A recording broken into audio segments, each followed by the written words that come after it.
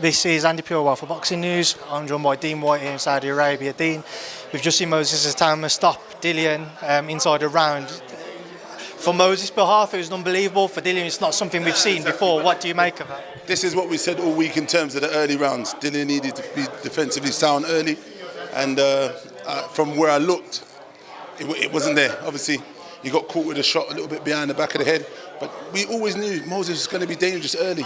Congratulations to him and his team. He's a hell of a talent. We must respect what he's done. But yeah, obviously we're devastated as a team, but look, this is boxing.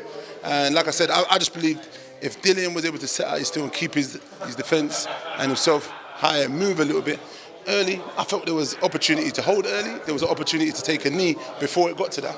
He's got the experience and he didn't utilize none of the stuff. I just felt like he was on the ropes too early in there. But look, listen, we could be talking about this till the house come on. You know, we got to commend this, the new heavyweight talent in town doing his stuff, and obviously his name is added a strike as Dillian Whyte to his resume. And I don't know, let's see what happens to Dillian. Dillian and his team need to go and have a look and see what happens. You know what I mean? So you're mentioning some of the things that Dillian, you'd have liked to have seen Dillian do in the time in the ring. But what was, say, the initial game plan? What can you tell me now that the fight's done? Do you know what? I think I don't know what their game plan was, but just in boxing, this is a southpaw. He's young, he's hungry, he's fast, everything. He's powerful. You need to keep yourself tidy. You need to keep the distance early. It's easier said than done. We're outside talking about it. It's easier said than done. But he needed to keep it tidy and be patient. Patience was always going to be the key in this because we knew that this was going to come out. You know, Dillian was jabbing, but I think he started to, you know, he held his feet a little bit too long early. He should have been circling and touching and circling. He didn't get a chance to. Literally, I don't know, 2 minutes in that fight. How long? I don't know what the stoppage. What was the stoppage? Exactly. So, look, man, I don't know what they're going to do. They're going to have to have a look, him and the team, and see.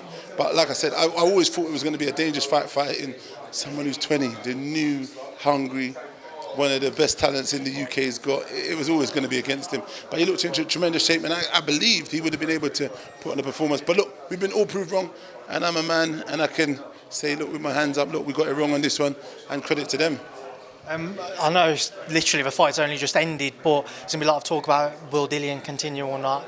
Is it up in the air, would you say? I think it's a bit early. Obviously him and the guys who advise him and work with him, they're the ones that's going to have to make that decision. It's got fuck all to do with me, do you know what I mean? So, yeah, I don't want to, yeah, it's a bit early for them to kind of look at that, I guess, but you know, he's done great out of the sport of boxing, regardless, either way.